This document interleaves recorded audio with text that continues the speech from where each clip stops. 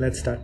Okay, तो मैं परमेश्वर पिता का धन्यवाद देता हूँ सबसे पहले कि मुझे ये अपॉर्चुनिटी मिला। रांची में काफ़ी पहले 2014-15 के टाइम में मैं यहाँ था और स्टूडेंट्स के बीच में मिनिस्ट्री करता था। आज बहुत सालों बाद फिर मौका मिला है और इसके लिए मैं परमेश्वर पिता को धन्यवाद देता हूँ और आप सबका हार्दिक स्वागत करता हूँ ये बाइबल स्टडी में। मैं आशा करता हूँ कि आप सब लोग कुछ ना कुछ सीख के जाएंगे आज, और खासकर यीशु मसीह को जान के जाएंगे। ठीक है, तो आज का जो टॉपिक है उसका अध्ययन का टाइटल है फाइंड ऑल इन जीसस। यीशु मसीह में सब कुछ आप पा सकते हैं, the guarantee to a life of fulfilment. आप यीशु मसीह में एक सेटिस्फाइंग जीवन पा सकते हैं। लूक चैप्टर 18 वर्स 18 to 25, जो मत्ती की किताब में भी पाया जाता है, मत्ती 19:16 से 20। ठीक है, मैं अगर आप लोग इसे पहले से पढ़ के आए हैं तो बहुत अच्छी बात है। अगर आप नहीं पढ़े हैं तो मैं 2 मिनट देता हूँ कि आप इसको पढ़ सके। 8 वर्स है और आप जल्दी से पढ़ सके, 2 मिनट में हो जाएगा। फिर हम लोग या फिर थोड़ा और 3 मिनट, चलिए थोड़ा और टाइम देता हूँ। आप अच्छे से पढ़ें और देखिए क्या है इसमें, फिर हम लोग डिस्कस करेंगे, हम लोग स्टडी करेंगे साथ में मिलके। ठीक है, ठीक है, हम स्टार्ट करें। आशा करता हूँ आप लोग पढ़ लिए होंगे। हाँ भैया। Okay, sure. चलिए, ये जो पैसेज हम लोग पढ़ने वाले हैं, लूक 18 18 से 25, 18 अध्याय 18 से 25वां पद। मैं एक छोटा सा बैकग्राउंड देना चाहता हूँ कि क्या हो रहा है, कौन लोग हैं। ठीक है, ये किस जगह पे ये घटना घट रहा है। ठीक है, वो लूक 17:11 में पाया जाता है, लूका 17:11। तो यीशु मसीह यरूशलेम जा रहे हैं, ठीक है, लेकिन वो एक अलग रास्ता चुनते हैं। वो समारिया और गलीली के थ्रू से होके जाते हैं। अगर आपको मैप दिखाई दे रहा है यहाँ पे स्क्रीन पे, तो गलीली ऊपर है, फिर समारिया है, फिर जूडिया है। जूडिया में एक जगह है जेरूशलेम। ठीक है, तो यीशु मसीह समारिया से होके गुजरता है, लेकिन ज़्यादातर यहूदी लोग समारिया से नहीं गुजरते। वो राउंड लेके उसका बाउंड्री में जाके फिर जेरूशलेम को आते हैं। जेरूशलेम को यीशु मसीह इसलिए जा रहा है क्योंकि एक फेस्टिवल है जिसका नाम पासओवर, हिंदी में कहते हैं फसह का पर्व है, इसलिए वे जा रहे हैं यरूशलेम। यरूशलेम में मंदिर है, जो भव्य मंदिर जो सोलोमन ने बनाया था, और वहाँ पर आराधना के लिए और फसह का पर्व मनाने के लिए वहाँ जा रहे हैं। तो जब वो जा रहे हैं तो वो समारिया होके जाते हैं। ठीक है, और समारिया के एक गांव में वो सिखा रहे हैं, he is preaching and he is teaching. ठीक है, कौन लोग प्रेजेंट है जब यीशु मसीह सिखा रहा है, तो कौन कौन लोग वहाँ पे मौजूद है। Who are the people present? Okay, Jesus is there, his disciples are there, Pharisees, members of Sanhedrin, other people and children. ठीक है, यीशु मसीह उनके चेले हैं, फरीसी लोग हैं। सैनहेड्रिन एक काउंसिल होता था जो यहूदी लोग को रूल करता है। ठीक है, उसमें फरीसी रहते हैं और हाई प्रीस्ट लीड करता है उसको। जो महान याजक है वो उस काउंसिल को बनाता है, और उसमें गिने चुने लोग रहते हैं जो राज्य करते हैं यहूदी लोग के ऊपर। ठीक है, तो और दूसरे लोग हैं और बच्चे भी हैं। ठीक है, ये एक छोटा सा बैकग्राउंड है कि हम जब इसको पढ़ेंगे तो क्या हो रहा है एक्चुअली। ठीक है, सबसे पहले हम देखते हैं the first thing we see that there is this rich young ruler. Okay, rich young ruler जो यीशु मसीह को एक क्वेश्चन पूछता है। क्वेश्चन पूछने से पहले एक घटना घटित होता है जब यीशु मसीह बोलता है कि इन बच्चों को मेरे पास आने दो, इनको रोको मत, क्योंकि परमेश्वर का राज्य इन्हीं जैसे लोगों के लिए है, जो इन बच्चों के समान होंगे उनके लिए परमेश्वर का राज्य है। ठीक है, ऐसा यीशु मसीह कहता है। उसके बाद ही तुरंत ये क्वेश्चन आता है। तो जो धनी व्यक्ति है वो कहता है कि good master, what shall I do to inherit eternal life. ठीक है, ये क्वेश्चन वो पूछता है। अब मैं चाहूंगा कि आप लोग आंसर दें। मैं क्वेश्चन आपसे भी पूछने वाला हूं कि ये जो व्यक्ति है जो क्वेश्चन पूछ रहा है वो कौन है। अगर आप बाइबल को देख सकते हैं और आंसर कर सकते हैं। जो व्यक्ति क्वेश्चन पूछ रहा है वो कौन है? Who is this man who is asking the question? यहाँ लिखा है a Jewish leader asked Jesus. Okay, Jewish leader, thank you. इसीलिए मैंने कहा था कि मेंबर ऑफ सैनहेड्रिन है, ठीक है। जो सैनहेड्रिन का जो मेंबर होता है वही एक रूलर होता है, वही एक लीडर रहता है, ठीक है। तो वो एक जूइश लीडर है। और उसके बारे क्या क्या कहा गया इस पूरे पोर्शन में? वो पूछता है जीसस से कि what must I do to receive eternal life good master. तो जीसस उनको कहते हैं कि no one is good except God alone. Okay, thank you. फिर उनको मेरा क्वेश्चन बोलते था हैं कि इस पोर्शन से हम उस आदमी के बारे क्या क्या जान सकते हैं, कि वो क्या है। वो रूलर तो है, उसके साथ वो और वो क्या है? हम लोग रीड करते तो हम लोग को पता चलता है कि एक तो वो बहुत रिच है, करेक्ट। एंड नेक्स्ट कि वो बचपन से ही सारे कमांडमेंट्स को ओबे करते हुए आया है। ओके, ठीक है, करेक्ट। लूक में अगर देखेंगे तो ये 3 चीज हमें पता चलता है। और एक चीज है जो इस लूका की किताब में नहीं है, पर मती की किताब में यही इंसिडेंट मती में भी रिकॉर्ड किया गया है। मैथ्यू 19, आई थिंक मैंने दिया आप लोग को पोर्शन में। मती 19:20 में वो कहता है कि वो एक जवान व्यक्ति भी है, ठीक है। Who is this man? He is a Jewish ruler of Sanhedrin. कैसे हमें पता है कि वो जूइश है? क्योंकि वो कमांडमेंट्स जानता है, और वो ये भी जानता है कि इटर्नल लाइफ है करके। और हम जानते हैं कि वो अमीर भी है, बहुत अमीर है। और हम जानते हैं कि वो यंग है, मैथ्यू 19:20 में ऐसा लिखा गया। दूसरा क्वेश्चन है, वो एक रूलर तो है, मतलब उसके पास अगर वो रूलर है इसका मतलब उसके पास बहुत पावर है, उसके अंडर में बहुत सारे लोग हैं। वो एक यूथ है, एक यंग है।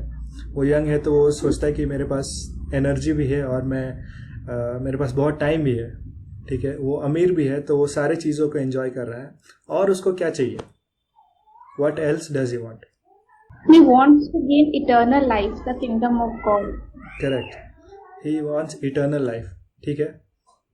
लेकिन देखने वाली बात यह है कि इटर्नल लाइफ उसको चाहिए, लेकिन इसके साथ साथ चाहिए वो, उसके पास पावर भी होना चाहिए, वो यंग भी रहना चाहता है, वो अमीर भी होना चाहता है, और साथ में इटर्नल लाइफ भी चाहिए। He wants one more addition along with all that he is enjoying right now, ठीक है। इसलिए वो क्वेश्चन पूछता है। ये क्वेश्चन मैं आप सभी लोगों के लिए है कि वो व्यक्ति जो क्वेश्चन पूछता है उसके अंदर एक इच्छा रहती है, और वो एक मकसद से पूछता है, ठीक है। उसका मकसद हमने देखा।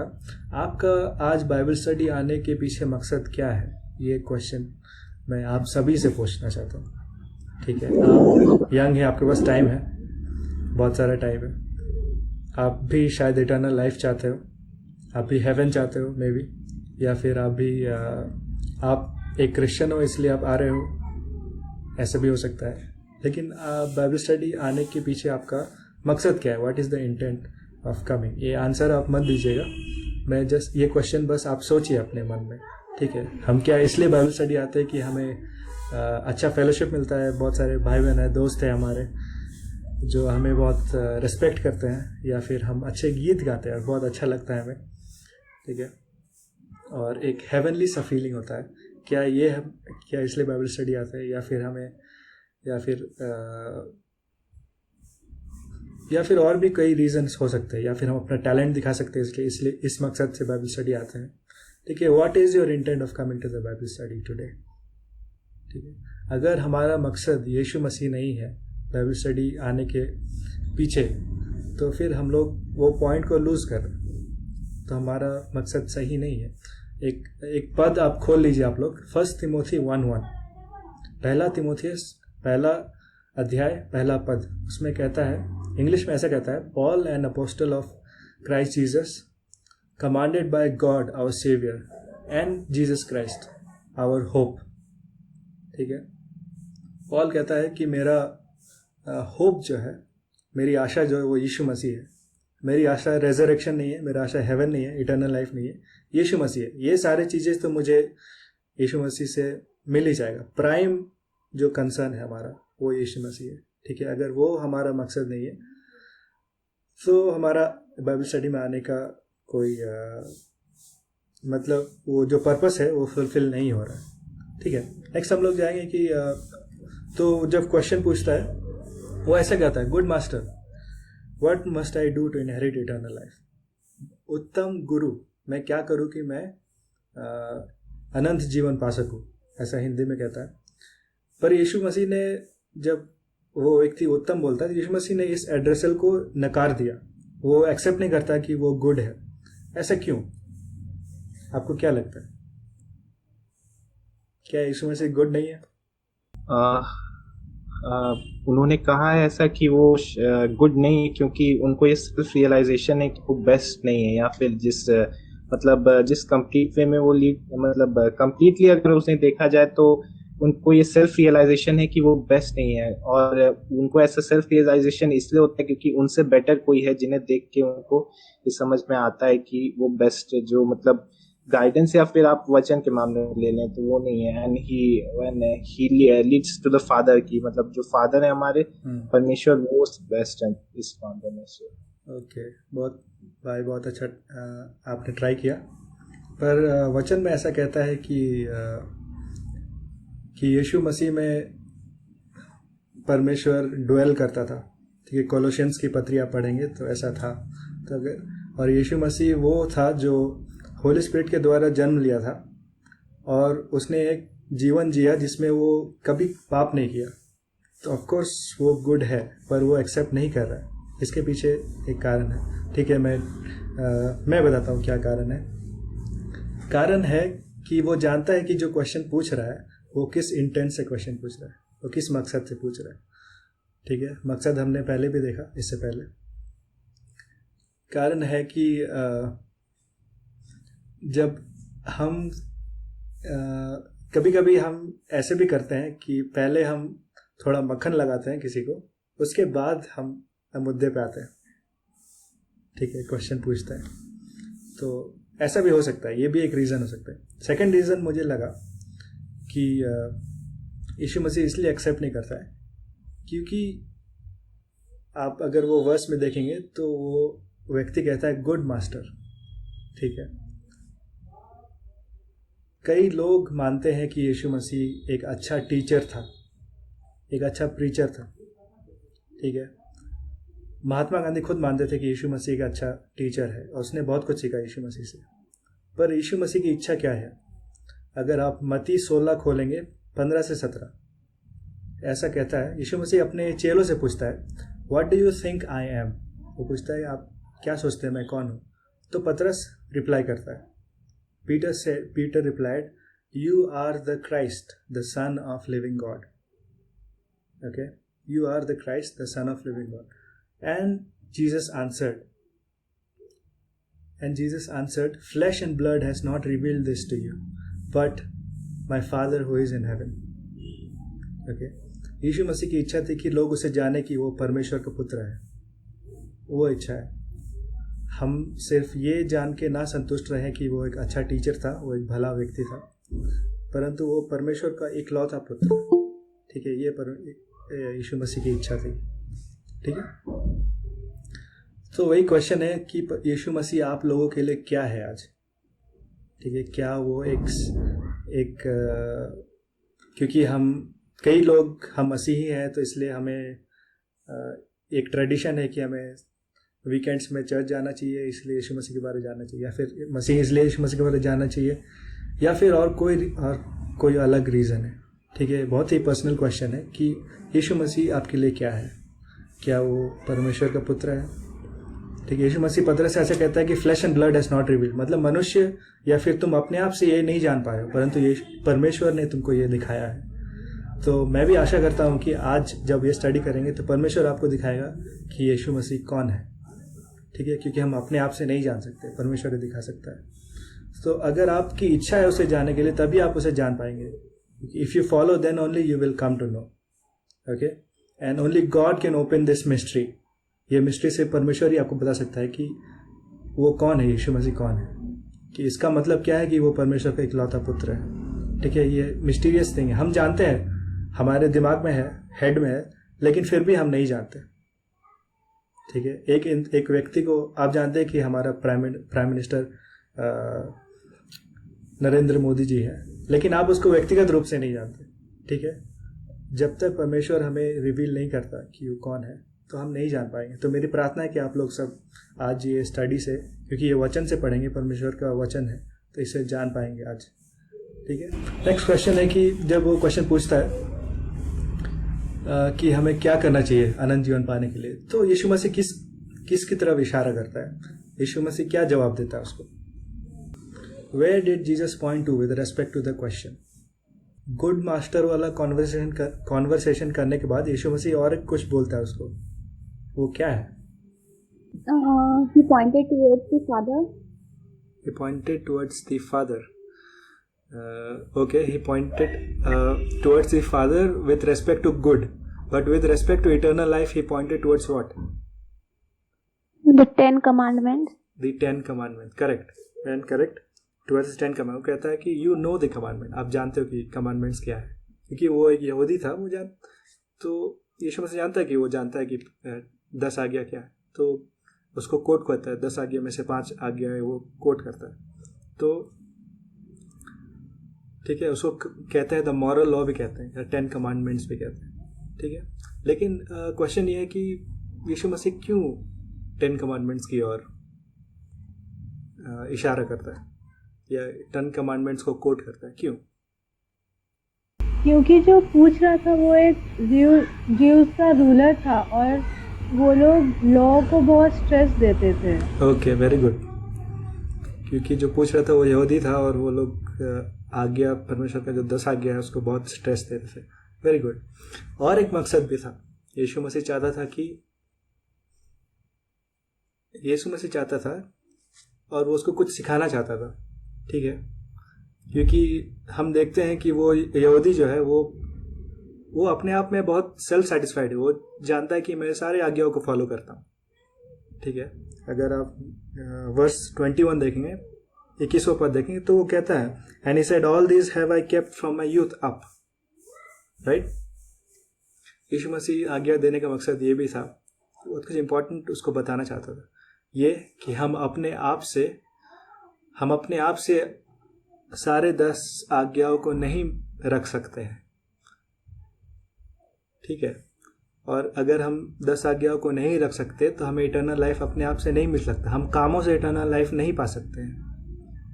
ठीक है, रोमियो की पत्री 3:23 ऐसा कहता है, all have sinned and fallen short of the glory of God, सभी ने पाप किया है, ऐसा कहता है। पहला कोरिन्थियन 2:14 में ऐसा कहता है कि the natural man is contrary to the law to God, the natural man is enemy to God. मतलब जो व्यक्ति है, हम जन्म से परमेश्वर के विरुद्ध काम करते हैं, कहने का मतलब। और जेम्स याकूब, शायद हिंदी में, मुझे माफ़ कीजिएगा अगर गलत बोल रहा हूँ तो, जेम्स 2:10 में ऐसा कहता है कि if you break one law you are guilty of breaking all the 10 commandments. ठीक है, इसका मतलब वो उसको बता रहा है कि आप सोच रहे हो कि आपने सब आज्ञा रखा है, पर ऐसा नहीं है, अपने आप से नहीं रख सकते। ठीक है, तो जब हम आज्ञा नहीं रख सकते, सारे आज्ञा को नहीं रख पा रहे हैं और कहीं ना कहीं हम फॉल्ट करते हैं और इसके कारण सारे 10 आज्ञाओं में हम फेल हो रहे हैं, तो हमारा होप क्या है? हमें इटर्नल लाइफ कैसे मिलेगा? बहुत बड़ा क्वेश्चन है। ठीक है, how if we are not keeping the commandment, if we are not able to keep the commandment, rather we are doing contrary to the commandments, how will we get the eternal life is a big question for all of you today. ठीक है, is there any hope? क्या कोई hope है हमारे पास? ठीक है, यीशु मसीह answer देता है इसी पोर्शन में, वर्स 22। वो कहता है कि फॉलो मी। ठीक है, वो आंसर था एक्चुअली क्वेश्चन का। ठीक है, अगर आप यीशु मसीह को सबमिट करेंगे अपना लाइफ, तो आप इटर्नल लाइफ पाएंगे, क्योंकि वो आपको इनेबल करेगा कि आप सारे आज्ञाओं को पालन कर सको, आप पाप से मुक्ति पा सको, क्योंकि उन्होंने पाप से विजय पाया है और पाप को हराया है क्रूस में। ठीक है, अगर आप उसको फॉलो करते हैं, अगर वो आपका परमेश्वर है, अगर वो आपका मालिक है, तो आपको इटर्नल लाइफ मिल सकता है। ये गुड न्यूज़ है आपके लिए। ठीक है, 2 तिमोथी 1:10 खोल लेंगे, 2 तिमोथियस 1:10 पद, 1 अध्याय 10 पद। But is now made manifest by the appearing of our saviour Jesus Christ, who hath abolished death and hath brought life and immortality to light through the gospel. ऐसा कह रहा है कि यीशु मसीह हमारा बचाने वाला है, उद्धार करता है, और उसके मारे जाने और जिए जाने से जो इटर्नल लाइफ है वो हमारे सामने आया है। जब हम जानते हैं कि इटर्नल लाइफ कहाँ मिलता है, वो यीशु मसीह में मिलता है, और ये गॉस्पल के थ्रू मिलता है जो बाइबल में पाया जाता है, तो हम जानते हैं कि कहाँ मिलता है। तो वही हमारी आशा है कि हम क्या कर सकते हैं, हम फॉलो कर सकते हैं उनको। ठीक है, हम 10 आज्ञाओं को खुद से मान करके कभी इटर्नल लाइफ नहीं पा सकते। ठीक है, हम पाप में जन्म लिया और पाप ही करते हैं। ठीक है, अगर हम सबमिट करते हैं हमारे लाइफ यीशु मसीह को, तब हमें नया जीवन मिलता है, और होली स्पिरिट हमें इनेबल करता है कि हम ये सारे कमांडमेंट्स को फॉलो कर सके। ठीक है, और यीशु मसीह के पीछे जब हो लेते हैं तो हमें इटर्नल लाइफ मिलता है। राइट, तो हमने देखा कि द रिच यंग मैन वो इटर्नल लाइफ भी चाहता था। ठीक है, और यीशु मसीह से उसको बोलता है कि आपने ये कमांडमेंट्स आप जानते हो कि ये कमांडमेंट्स फॉलो करना है। तो वो बोलता है कि हाँ, मैं तो बचपन से करता हूँ, पूरा सेटिस्फाइड है। ठीक है, लेकिन यीशु मसीह उनको एक चीज़ और बोलता है कि आप एक कमी है आप में। ठीक है, वो कमी क्या है? वो कमी क्या है? वो पोर्शन में दिया हुआ है। यीशु मसीह कहते हैं कि sell all you have and give the money to the poor and you will have riches in the heaven. Very good. ठीक है, उसमें एक कमी था कि वो उसके जो वो कमाया था, या जो वेल्थ उसके पास था, वो वेल्थ से बहुत प्यार करता था। वो कमी था उसके लाइफ में। ठीक है, he had a desire for his wealth. ठीक है, हमने पहले भी देखा कि वो रूलर है, वो वेल्दी है, रिच है, और वो यंग है। राइट, तो अगर उसका डिज़ायर है वेल्थ की तरफ, तो 10 कमांडमेंट में से कौन सा कमांडमेंट वायोलेट कर रहा है, कौन सा कमांडमेंट तोड़ रहा है? विच कमांडमेंट वॉज ही वायोलेटिंग? लालच नहीं करना है। अच्छा, लालच नहीं करना है। ओके, लालच नहीं करना, ऐसे आगे आएगा। और डू नॉट कवेट। राइट, ओके, लालच नहीं करना, बहुत अच्छा ट्राई था सिस्टर। और कोई? First commandment first, thou shall have no other god before me. Right? Yeah, like money is his god. Okay, very good try. और आप जो बोल रहे हैं वो सही है कि उसके लिए वेल्थ उसको बहुत प्यारा था। ठीक है, और उसके लिए उसका जो पावर है वो भी बहुत प्यारा है। फिलहाल तो वेल्थ के बारे में बात करते हैं। वेल्थ उसको बहुत प्यारा है, तो वो एक आइडल के जैसे हो गया। हिंदी में क्या कहते हैं मुझे नहीं पता, आइडोलेट्री को क्या कहते हैं मुझे नहीं पता। तो उसके लिए वो एक परमेश्वर का रूप लेने लगा, मतलब कि वेल्थ उसके जीवन में बहुत प्रायोरिटी था। ठीक है, हम कैसे जान सकते हैं कि उसके लाइफ में वेल्थ बहुत प्रायोरिटी? क्योंकि अंत में हम देखते हैं कि वो बहुत दुखी हो जाता है। राइट, तो हम इसे क्या सीख सकते हैं? हम ये सीख सकते हैं कि हम 10 आज्ञाओं को जानते हैं, पर हम सोचते हैं कि ये सारे 10 आज्ञा जैसे हैं, शायद हम इसे फॉलो करते हैं, लेकिन हम एक अलग तरीके से भी हम इसको वायोलेट कर सकते हैं। जैसे हम इस व्यक्ति के बारे में देख रहे हैं, वो सोचता है कि मैं सारे कमांडमेंट को फॉलो करता हूँ, I have no other god before me, मैं याहवे को वर्शिप करता हूँ। लेकिन सच में अगर देखा जाए तो उसके लाइफ में और एक गॉड है, वो है उसका वेल्थ। ठीक है, वो इस बात को नहीं जान सकता है, वो इस बात को नहीं जान रहा था, लेकिन उसके अंदर में वो इच्छा थी। ठीक है, तो इस तरीके से भी हम कमांडमेंट्स वायोलेट कर सकते हैं।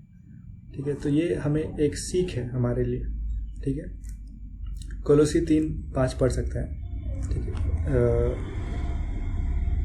मैं ये बोल रहा था कि जो फर्स्ट कमांडमेंट वायोलेट कर रहा था वो व्यक्ति, he was violating the first commandment. So the question is to you, all of you today, that what is your idol? आप किसको बहुत ज़्यादा प्रायोरिटी देते हैं, और आपकी लाइफ में ऐसे कौन सा चीज़ है जो आपके लाइफ में गॉड बना हुआ है? ठीक है, यीशु मसीह के अलावा और कौन सी चीज़ है? ठीक है, जो बाइबल पढ़ने से ज़्यादा भी आपकी लाइफ या प्रार्थना करने या यीशु मसीह की तरफ अपना जीवन, यीशु मसीह के साथ अपना जीवन व्यतीत करने क्या को रोकता है आपको, ऐसा कौन सा चीज़ है? ठीक है, क्या वो आपके दोस्त हैं जिससे आपको बहुत खुशी मिलती है, और आप क्या वो आपका एजुकेशन है जो आपको रोकती है यीशु मसीह के पास आने से? क्या आपका जॉब है? बहुत सारी चीज़ हो सकता है। ठीक है, क्वेश्चन है कि जब यीशु मसीह ऐसा कहता है कि आप एक चीज़ आपके लाइफ में कमी है, you are lacking one thing, sell all the things you have, give it to the poor and come follow me. ठीक है, वो रिच यंग रूलर जो है वो बहुत दुखी हो जाता है। वो वर्ड वेरी वहाँ लिखा, वेरी सॉरोफुल, बहुत दुखी। ठीक है, इससे हमें पता चलता है कि उसका कितना ज़्यादा प्यार था उसके सारे वेल्थ के लिए, पावर के लिए। ठीक है, और जो इन्जॉयमेंट वो कर सकता था। ठीक है, तो वाई क्वेश्चन है कि why did the rich young ruler become very sorrowful? और हमने ऑलरेडी डिस्कस कर चुका है, लेकिन और एक बार अगर आंसर देंगे तो मुझे पता चलेगा कि हाँ आप लोग सुन रहे हैं करके। The young ruler became very sad because he was very wealthy and it was not possible for him to leave all his wealth. Okay, very good. He was very wealthy. It was not possible for him to leave all his wealth. Okay, first he was the ruler of Sanhedrin. Okay, तो उसके पास power है, authority है, लोगों के ऊपर authority है।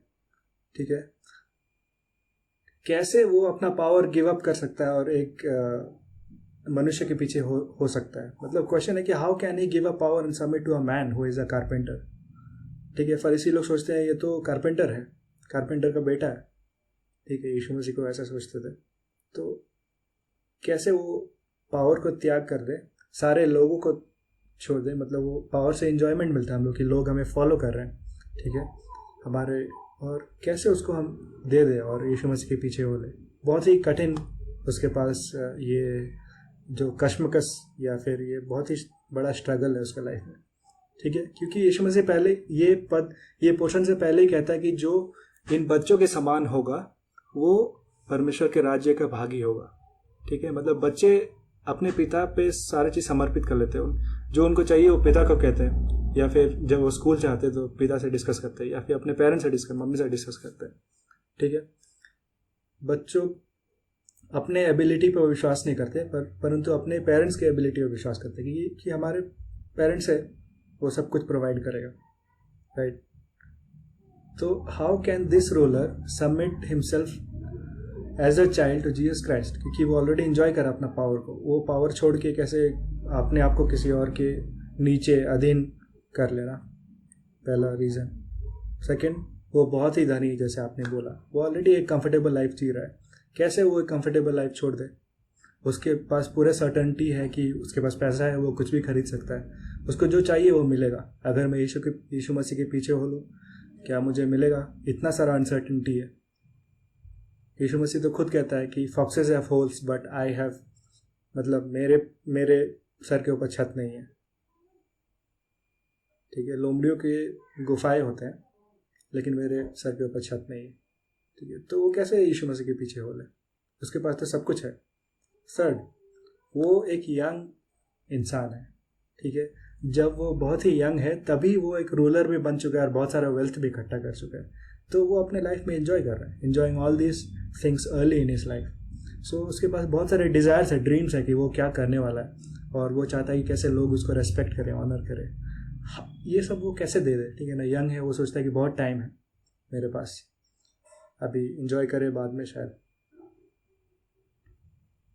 और अच्छे से परमेश्वर को माने। ये सारी हमारी सोच भी हम लोग ऐसे होता है। ठीक है ना, हम कैसे सब कुछ दे दे। मोर ओवर वो चाहता था कि इटर्नल लाइफ, बस ये सारे चीज़ों के साथ इटर्नल लाइफ भी मुझे मिल जाए।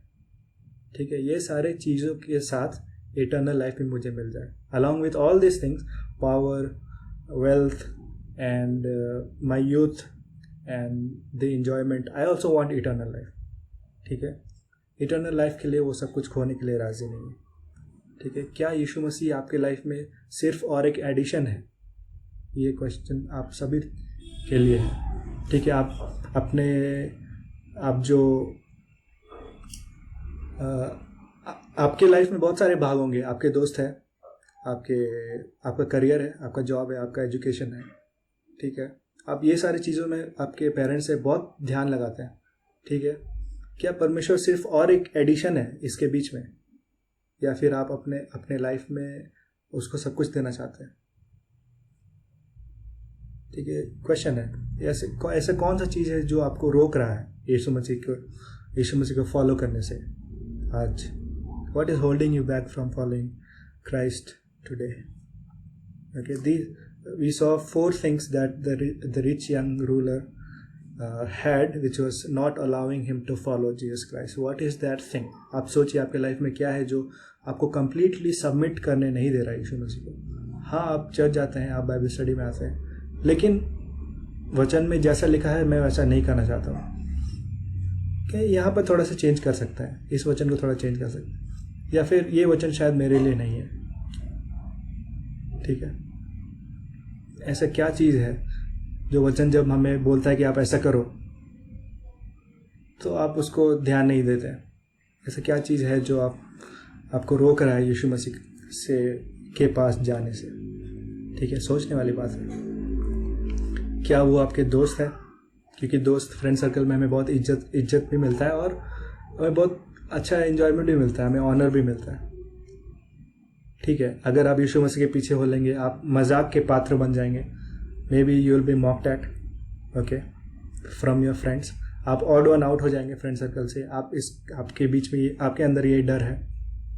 ठीक है, क्या आपके पेरेंट्स आपको नहीं चाहते कि आप यीशु मसीह के पीछे हो गए? I don't know, maybe some of you people may have this struggle also. ठीक है, या आप ऐसे सोच रहे कि मैं यंग हूँ अभी, ठीक है, मेरे पास टाइम है कि आगे जाके मैं यीशु मसीह के पीछे हो सकता हूँ। ठीक है, तो लूक 12:20 में ऐसा कहता है कि एक इंसान ऐसे ही सोच रहा था कि मेरे पास बहुत टाइम है। ठीक है ना, और परमेश्वर उसे कहता है कि तुम मूर्ख आदमी, you fool, if your life is taken away today. तो ये सब सारी चीज़ जो तुमने इकट्ठा किया है, तुम्हारे दोस्त, तुम्हारा वेल्थ, तुम्हारा एजुकेशन, तुम्हारा जॉब, उसका क्या होगा? ऐसा वचन में लिखा हुआ है। या फिर वो आपका एजुकेशन है, या आपका ड्रीम्स और प्लान जो आपने बनाए, मैं ये बनना चाहता हूँ, मैं ये बनना चाहती हूँ, मैं ऐसे लाइफ जीना चाहती हूँ, मेरा आपने ड्रीम देखा, आपका ये कार होगा या फिर ये घर होगा।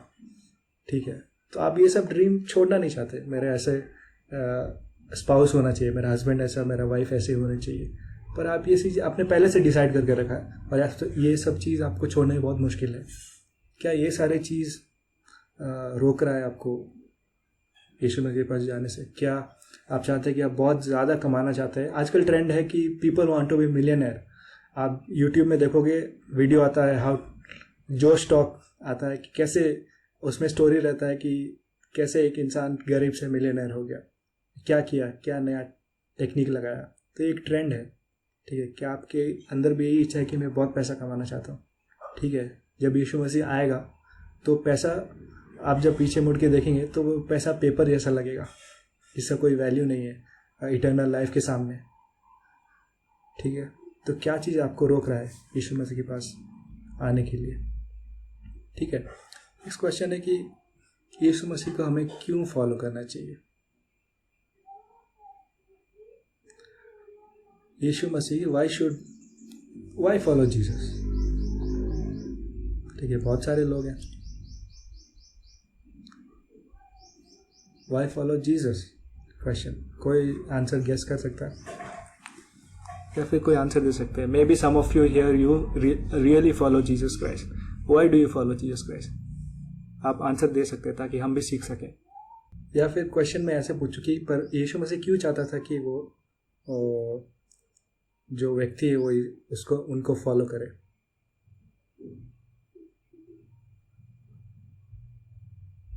Why did Jesus wanted the rich young ruler to follow him? We must follow Jesus to gain eternal life, क्योंकि कोई उनको फॉलो किए बिना किंगडम ऑफ गॉड्स किंगडम को नहीं पा सकता, इसलिए। Thank you, very nice answer. Okay,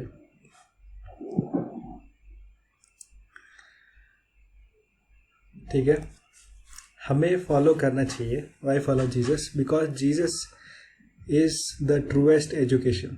ठीक है, आप बहुत सारी चीज़ें पढ़ रहे हैं आपके लाइफ में, बहुत सारी चीज़ पढ़ रहे हैं. मेडिकल फील्ड में आप देखेंगे कि आज जो मेडिसिन आज जो खोज होता है वो आने वाले दिनों में उसको ऑब्सोलीट बोल देते हैं. ठीक है, ऐसे दूसरे फील्ड में भी होता है. तो एजुकेशन बदलते रहता है. ठीक है, लेकिन एक ही ट्रू एजुकेशन है, वो है जीसस क्राइस्ट. ठीक है, प्रोवर्ब्स 1:7 ऐसा कहता है, the fear of the Lord is the beginning of wisdom. हम अपना बहुत टाइम स्पेंड करते हैं एजुकेशन में. वो एजुकेशन जो बदलते रहता है. बहुत लोग ट्राई कर रहे हैं हिस्ट्री बदलने के लिए.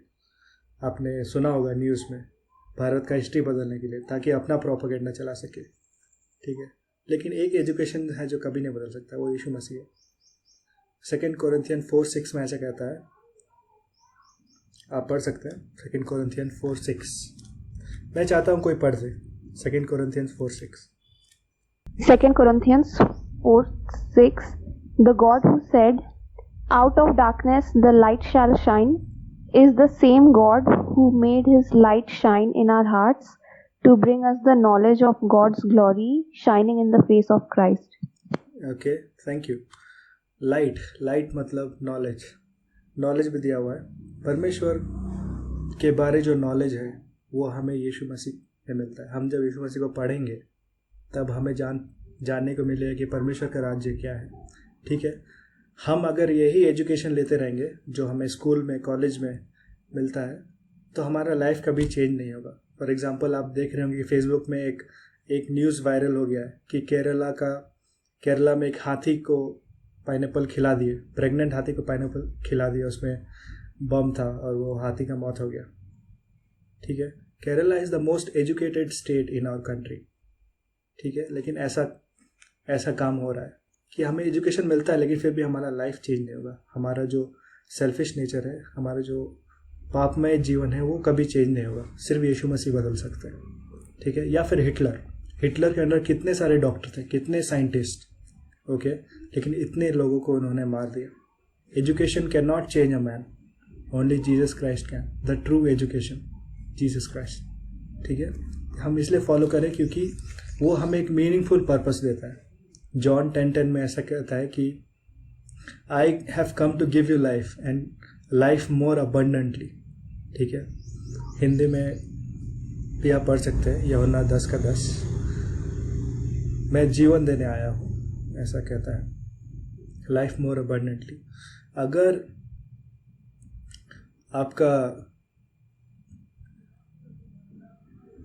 आपके लाइफ में पर्पस नहीं है, अगर आपकी लाइफ में यीशु मसीह नहीं है, तो आप एक जॉब से दूसरे जॉब में जंप करते रहिएगा पर आपको सेटिस्फैक्शन कभी नहीं मिलेगा.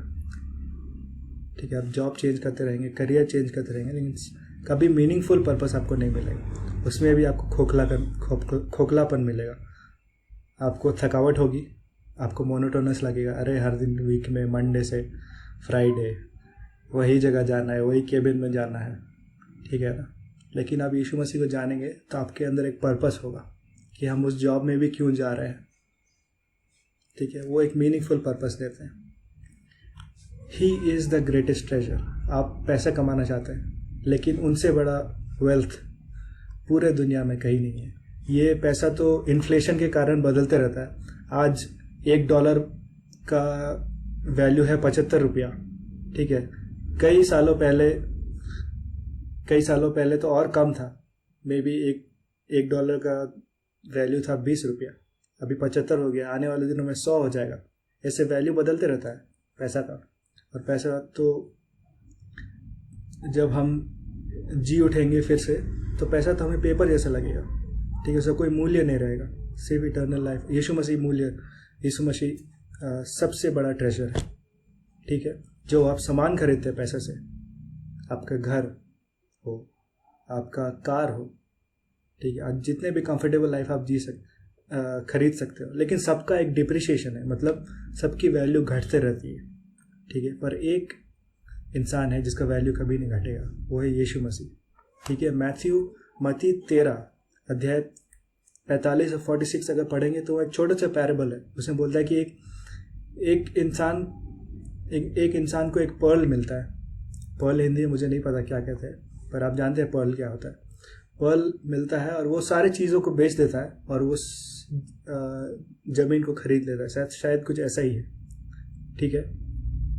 वो जानता है कि उसका कितना ज़्यादा मूल्य है उस पर्ल का। अगर आप यीशु मसीह का मूल्य को समझेंगे तो आप सब कुछ त्यागने के लिए रेडी रहेंगे और उनको फॉलो कर पाएंगे, ठीक है। हम सोचते हैं कि अगर हम यीशु मसीह को फॉलो करेंगे तो हमारी लाइफ में अनसर्टनिटी, हम नहीं जानते कि हम आगे क्या है, ठीक है। अभी तो हमारे पास एक करियर प्लान है, हमारे पास एक ड्रीम है, गोल है कि मैं ये बनना चाहता हूँ, ये बनना चाहती हूँ, मैं पायलट बनूंगी या फिर मैं डॉक्टर या इंजीनियर, ठीक है, या फिर फिजियोथेरेपिस्ट, कुछ भी हो।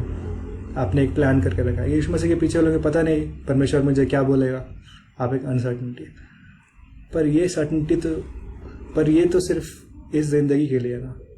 क्या परमेश्वर नहीं चाहता कि वो आपको बेस्ट पोजीशन दे, बेस्ट जॉब दे, बेस्ट करियर दे, ठीक है। परमेश्वर आपका भला चाहता है, ठीक है। Hebrews 11:26 अगर आप पढ़ेंगे तो ऐसा लिखा है, मूसा ने अपना जो इजिप्ट का ज़िंदगी है, जो ऐसो आराम से वो मिस्र देश में जी रहा था, मिस्र राज्य में, उसको छोड़ दिया।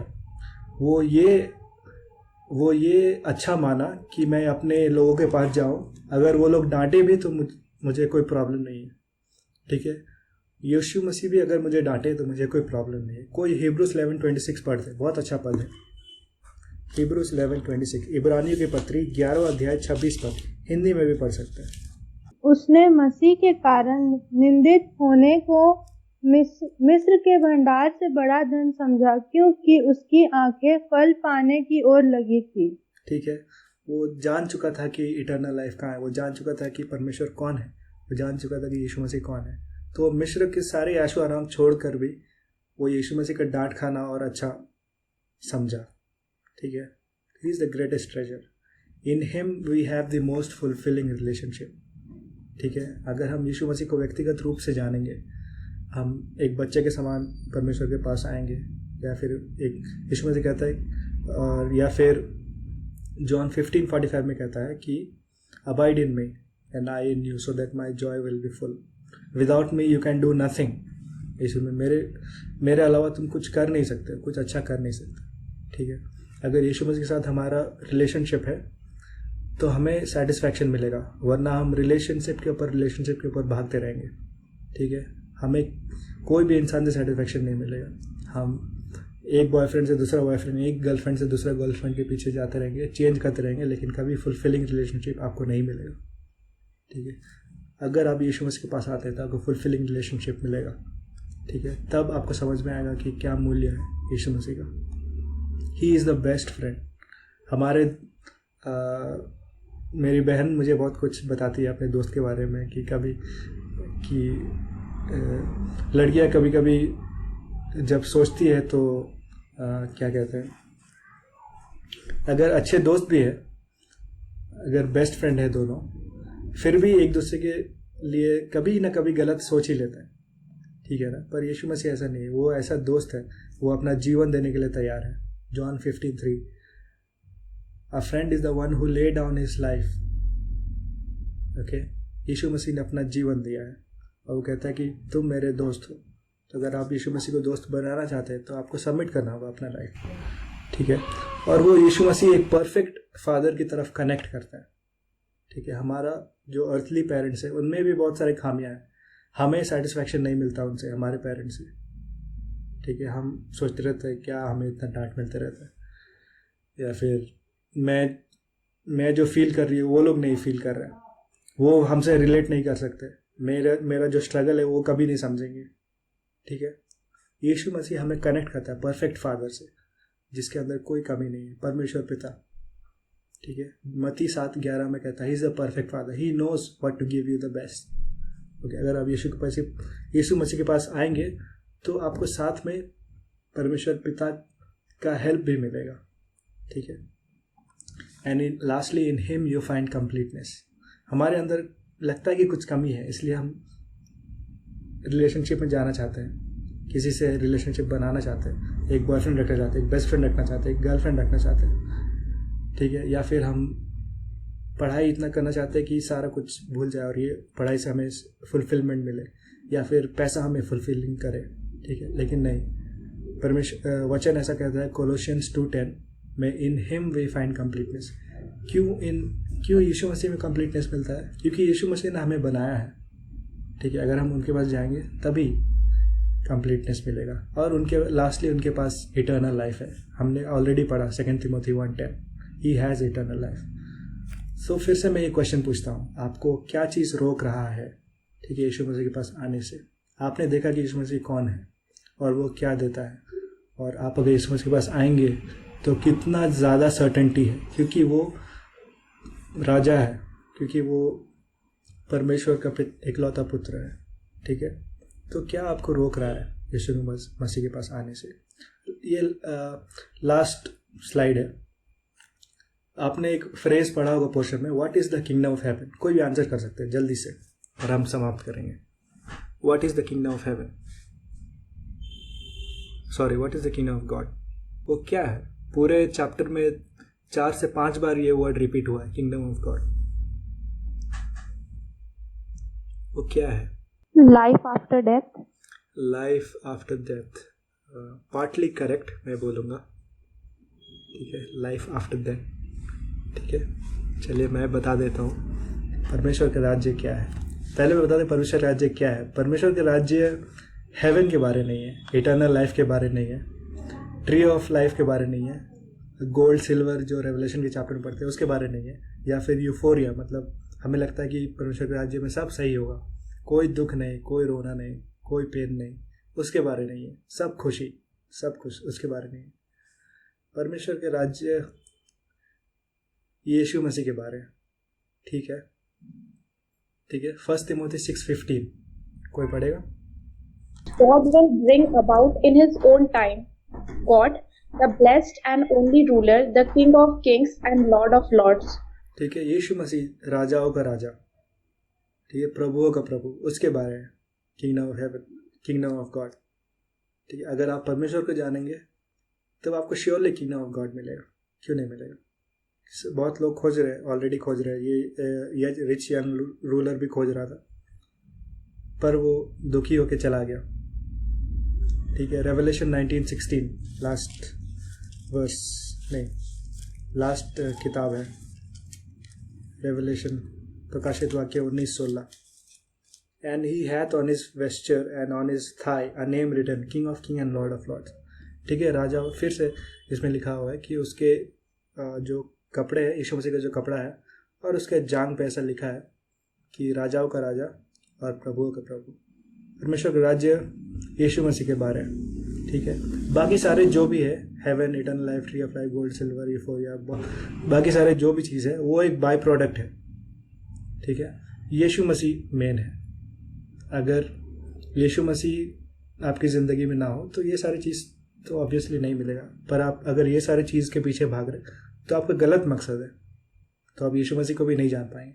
अगर आप यीशु मसीह को जान ले तब वो सारी चीज़ तो ऐसे ही मिल जाएगी। वो सारी चीज़ों से भी ज़्यादा प्यार आपको यीशु मसीह लगेगा अगर आप यीशु मसीह को व्यक्तिगत रूप से जानेंगे तो, ठीक है। इसलिए मूसा कह रहा था परमेश्वर से कि आप इन इज़राइलियों को मत मारिए। परमेश्वर से कहता है अगर आप ऐसा कर दो कि आप मेरा नाम जो किताब है हेवन में उससे मिटा दो, लेकिन इन लोगों को मत मारो, क्योंकि वो जानता था कि उसके लिए इटर्नल लाइफ इंपॉर्टेंट नहीं है, पर परमेश्वर ज़्यादा इंपॉर्टेंट है, ठीक है। मूसा जानता था। So in order to be partaker of the kingdom of God, in order you should be first subject to a king. First you should be subject to a king. एक राज्य का मेंबर होने से पहले एक राजा के नीचे आना बहुत ज़रूरी है, एक राजा का प्रजा बनना ज़रूरी है। So you should be a subject to a king, okay. So पहले आपको यीशु मसीह को फॉलो करना है, ये एस्टैब्लिश होना बहुत ज़रूरी है, ठीक है।